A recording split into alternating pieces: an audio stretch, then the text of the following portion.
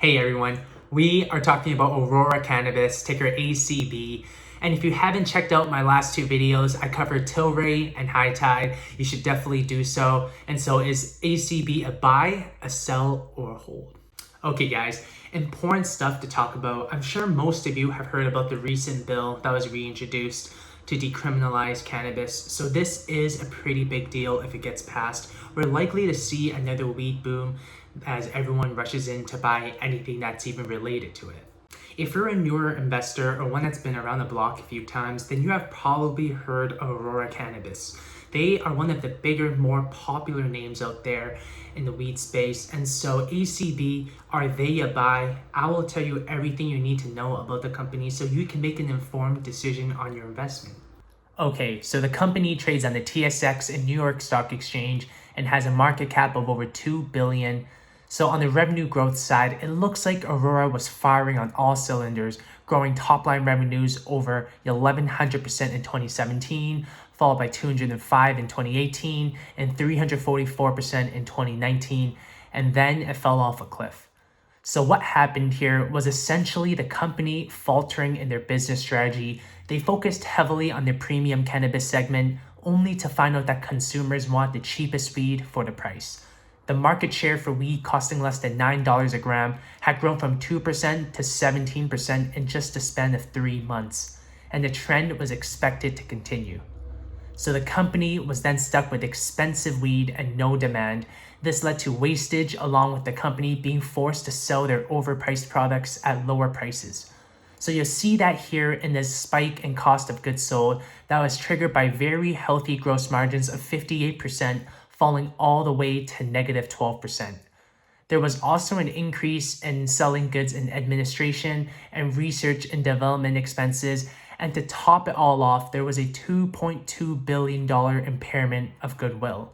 And what this means is that the value of the assets that Aurora had acquired, particularly in their acquisition of Med Relief, all decreased significantly in value. This led the company realizing a loss of $3.3 billion, which was 10 times the loss they took in 2019, and they actually drew a profit the year before that.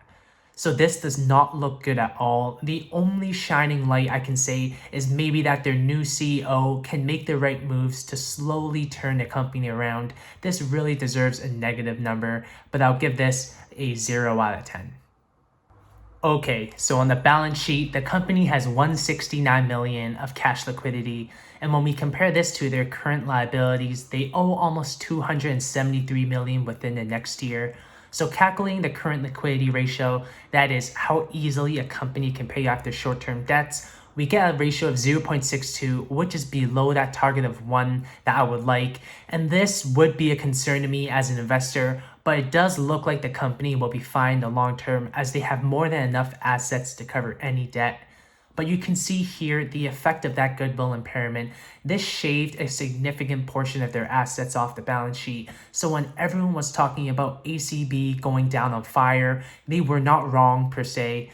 The company also did a bought financing deal, raising $138 million in cash to bolster their position. And when I look at all of this, they are diluted, in debt, and still face a long road to recovery. And one last thing that I'll bring up is that the deficit does not show a significant improvement in the next year. This company will not be going anywhere. So when we look at ACB's latest Q1 earnings, I immediately catch some eye-popping numbers.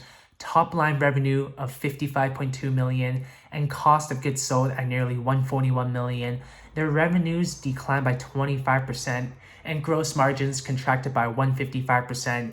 This all adds up to a 535% decrease in gross profits. But besides that, the downsizing of the company did help them reduce some costs. You'll see here they cut depreciation by nearly half, and on top of that, they paid less interest on their loans. You'll see that in the decrease in interest expense down here. So in terms of improvement, the company has actually gotten much worse, but this really shouldn't all be surprising, as I do believe that it will get worse before it gets better. Okay, so here I have a projection of ACB out until 2027, and I'll quickly go over my assumptions to explain what I've done. For revenue, the company did $55.6 million in their last quarter, but gave no guidance. I decided to give them the benefit of the doubt and assumed that there was going to be some sort of improvement over the next year. Then after that, I have the company growing at a good pace until 2024 and then leveling off at that 25% mark. For cost of goods sold, I have this dramatically increasing in 2021, then tapering off as the company is going to access their cost-cutting measures. G&A expenses, I don't expect this to increase too much and fall in line with how the company has grown over the years. Depreciation, this is going to go down a lot as the company immediately curbed many of their operations to save cash. R&D expenses, this decreased by around 38% from what I saw in their last quarter, and I annualized that number, and so we get somewhere around the 27 million mark. Stock-based compensation, this one dropped off hard, once again due to cost-cutting measures, and especially with their management meltdown, this is pretty in line with what I'd expected. Other non-operating expenses, I have this annualized at a 15% rate. And everything else, guys, you can have a pause and just read what I've written down. They aren't really too material to the projections. Okay, so we arrive at share price projections. We are going to look at revenue multiples for this company on these highlighted rows. I expect them to trade around these price ranges for the most part. They are currently trading at 8.64 times over here on May 30th that I have noted. You can see the hit in the share price in 2020.